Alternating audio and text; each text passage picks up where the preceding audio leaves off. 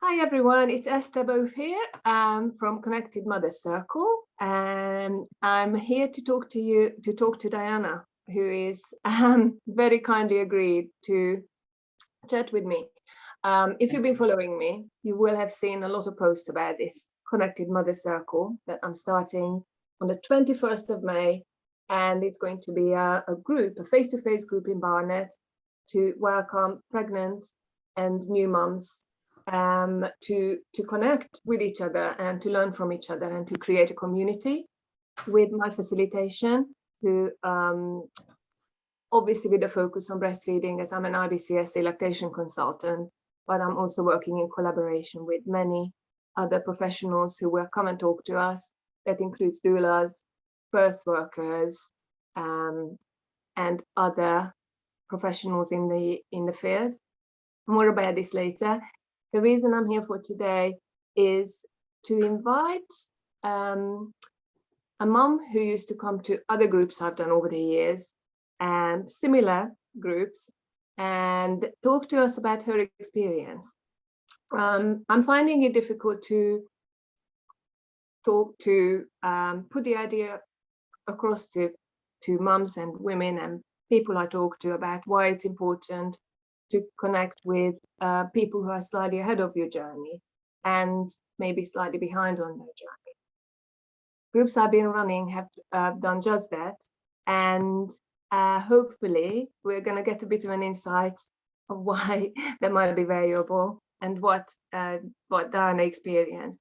So without further ado, welcome Diana. Thanks for coming on. So lovely to have you. And I've got a series of questions for you, so feel free to answer in as much detail as you like. And we'd love to find out from you when it was that you first came to a meeting that I led, and what stage of your life and what was going on for you when you first came to a meeting.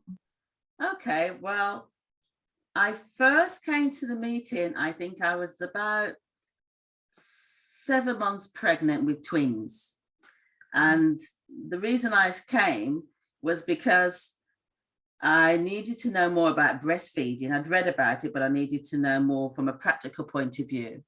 And I think I'd gone to one possible NHS meeting, but even that was limited at the time. So I wanted something more regular. And this, I think, offered monthly meetings. So I thought that would be an opportunity to meet other mothers, which was important to me.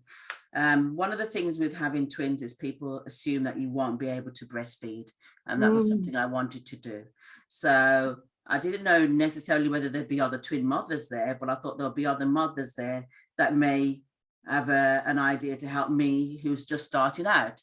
So being pregnant, but not yet having had the children, I thought that would be a good time to go rather than just waiting until they were born, because I would find out what to do from the very beginning. So that was the reason why I came at 7 months pregnant. Wow, yes. It's a good few years ago now. And how did you feel before coming? I mean, it was probably very new to you. You were just living your life, and then you were pregnant, and then all of a sudden you were going along to this brand new group. You don't know anyone else, you don't know the facilitator, you don't know the other women. How did you feel before coming, and did it match the reality in the end? One of the things I liked was the fact that it was not too far away from where I lived. So I was able to get there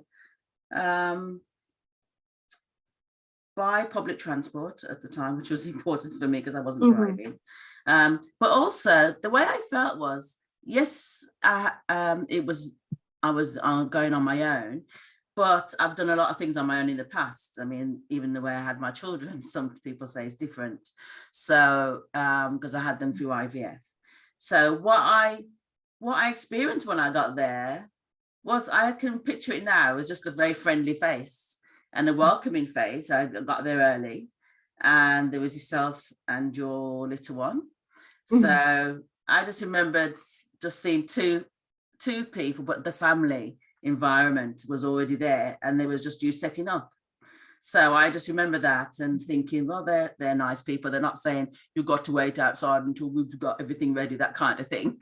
They were just like, come on in and, make yourself at home, we'll sort things out. And then, you'll see what Yeah. we're all about. So it was just nice. It was a nice, gentle environment straight away. And obviously when the other moms came, even more so. It was the kind of meeting you want to go back to. It was the kind of setup that it made you feel at home. And I definitely wanted to carry on going. And you did, didn't you? And that's my next. For a number of years, yes. How long did you keep going? Well, my children now are almost 8.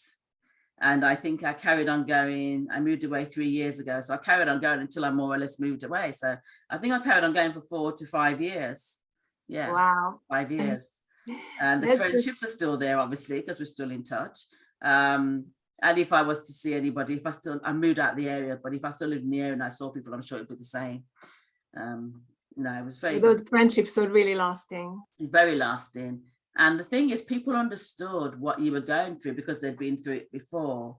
And then I found that when I been there a few years myself, when I saw new moms coming in, I was able to share my experiences with them when the concern and the worries that you have in the first few months of the baby being born or babies being born is how on earth am I going to sort this out? How am I going to do this? You worry about so many different things. And it's not everything that you're going to go to your GP or midwife or a health visitor for. So this environment with other moms just said, oh, I know what you're talking about. I went through this. And also having the expert yourself to sort of explain some of the issues. You know, I didn't get things like tongue tie, but I know a lot of women did. But then I met other women that had twins. So I was able to say, well, I know what it's like having twins and you can do this. Or people who had issues about milk supply when they were trying to breastfeed, or when they're getting a bit older and you're a bit embarrassed about breastfeeding more openly when the children are getting a bit older and realizing actually it's quite normal. But because you're on your own, you might think, no, I thought it was supposed to be 6 months, or I'm supposed to stop now. And then you talk to other mothers and actually, no. So it's normalizing. Yes, it's very much about normalizing breastfeeding.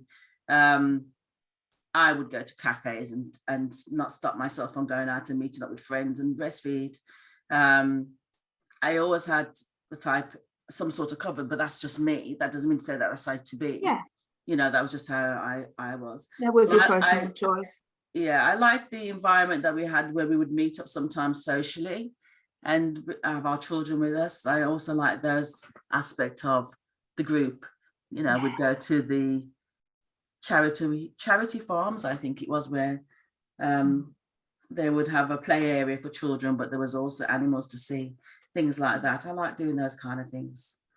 So what you're saying is that there was one place to go where you would get information from trusted sources about breastfeeding that you don't necessarily always get in the mainstream NHS sources, simply because of lack of time sometimes, and sometimes other reasons. And moreover, you're getting the input from your fellow mums who are at a similar stage of their journey, and they and sharing all the difficulties, the hardships, and just frustrations sometimes, or even the joys and successes can boost you and keep you going between those meetings. Yes, and it wasn't just breastfeeding, because sometimes when you're talking with other moms, you're talking about all issues. So I can distinctly remember talking to one mom. I didn't really understand what was going on, but it was the sleeping arrangements. And I'd been following the book or following what I'd been told, and it wasn't working. And I thought, I don't understand why what I'm doing isn't working for my children. But when I started to talk about, well, I'm listening to my child and they seem to want me to lie next to them in the bed, you know, with the safety precautions of making sure that, you know, there's not pillows and things around them. They're like, oh, you're talking about shared sleeping arrangements and a term of parenting, that attachment parenting, those kind of things. I'm like, oh, they exist then. It's not just me going mad. So talking to other moms is what made me understand more about those aspects, not just breastfeeding. There were other things that I was learning about as a new mom, but realizing that some things that I was reading in the textbook weren't necessarily what my children wanted. As young as they were expressing their needs at just a few weeks old. if you can listen to them and understand what they're trying to say to you. And Yes, what a that's wonderfully responsive mom you have been to your boys. I thank know you. that. Thank you. But Um, that's kind of what I realized quite early on, was to listen to my children and what they wanted. Having two maybe helped with that, because they were different in what their needs were, but they expressed them as well differently. So you have to listen to work out what it is that one wanted and what it is the other one wanted. they have very different personalities, Yes, even if yeah, they're yeah, twins. yes, yeah. Mhm. And this is what this group is going to be about even more. So the group you've been coming to has been very much focused on breastfeeding. Yes. And when I call this one circle, Connected Mothers Circle, we're talking about a broader topic. So all the subjects that you mentioned, Yeah. and as some of these moms will be concerned about birth, I'm trying to emphasize the idea that birth divides pregnancy and newborn life is only divided by one day. So pregnant moms can Yes. get very much caught up, understandably, about thinking about a birth, and that's all they think about sometimes. And when the reality hits, when you've got a newborn or newborns in your arms, you feel sometimes completely unprepared. So this is what this is Yes. about, to provide that continuity and a connection, so you can fill your own cup, so you can fill your family's cup. And Yes. leading on from that, you already described some of the things that you found most important things you got out of coming. Do you think these opportunities made a difference to your breastfeeding journey, and especially with the emphasis on you coming early? So the Sorry. fact you came during pregnancy, do you think, I know it's hard to tell because you don't know how things would have been without you coming, but Yes. what's I your mean, take? definitely, I think it made a difference, because I can remember thinking about what would happen when I got to hospital and making sure I didn't have an official birth plan, which was talked about around the times I was having children, but I kind of had an idea of what I would like to happen for the birth and for when the babies are born. So when I had them in hospital, and I had to stay in hospital a few days because of having twins, and they were always born early, like with a planned cesarean I had. The hospital, the doctors and things were saying to me, not in a bad way, but they just said, every time we come and see you, you're breastfeeding these children. And I thought, well, yes, because I've got to establish my milk flow. And I thought to myself, well, I knew that because I'd been going to the group meetings and finding out more about making sure that that's an important time when the baby's just born. So I kind of knew about that. And I thought, well, if I hadn't known that, I would have thought, oh, maybe something's wrong. Maybe I shouldn't be doing it as often as this. Sure. They gave me things like, the hospital would give me the set thing about do it at this time and this time and this time. Right. And even my mom said to me, you want me writing down those times and doing them those times when you get home. So she kind of realized that was a little bit, following things by the book. So I just listened to what they wanted, and whenever they wanted milk, I gave them. I didn't worry myself about what time it was. If they wanted it, they got it. And I found that worked much better for us. And the overnight thing, when some people were concerned about not getting their sleep or having to get somebody else to help with their breastfeeding by, say, giving them a bottle feed here and there, I found lying next to them, they got whatever they needed throughout the night, throughout the day. They got it whenever we were out. We carried on. We didn't stop. So that meant that my milk flow worked well. It could have just been a fluke, but it worked well. And it also meant that they were happy and contented with the milk that they were getting. So amazing. Yeah, there's that. Sorry. No, go ahead. I just remember them one time I was in a cafe. I think it was probably like a Costa Cafe or something. And it was in an area I didn't really know, but I'd had to go somewhere for something. And I went to a cafe to give the babies their milk. And then a group of women who were meeting nearby commented to me afterwards how nice it was to see that I'd fed my children, and that they were what they called milk drunk afterwards, because they noticed that they went off into their soft snooze. They were only a few weeks old then, but they noticed that, and they just said it was nice to see that someone could just feed the children until they'd had satiated, I guess, and had what they needed, and then went to sleep. And most, I'm glad you mentioned this example, because a lot of breastfeeding moms get positive comments out. We worry about feeding out in public in case we get judged, we get criticized, and worse, but actually most of the stories I'm hearing are all positive like yours. So how Yeah. affirming it must have been for you. And what you're saying is, we're sort of on to that last question in a minute. Yeah. Just to point out to the listeners that this is more about developing your mothering style. So when you come to a group like this, you wouldn't necessarily expect recipes. In fact, there won't be any recipes. That's one thing we don't give you. But we help you find your own way. And we can give you the research, and we can give you the community and the safe space. And within that, it's your chance to feel into what feels right for you to be. You don't know before you have children. How would you know? No, you it's don't know what thing. kind of mother you're going to be or how it's going to be for you until they're born. Until you True, isn't it? It's a massive transformation. So you do need support and community around you at this time. So just to finish off, Dan, I really appreciate all your stories, little snippets. It really brings it to life, what you've been through. You.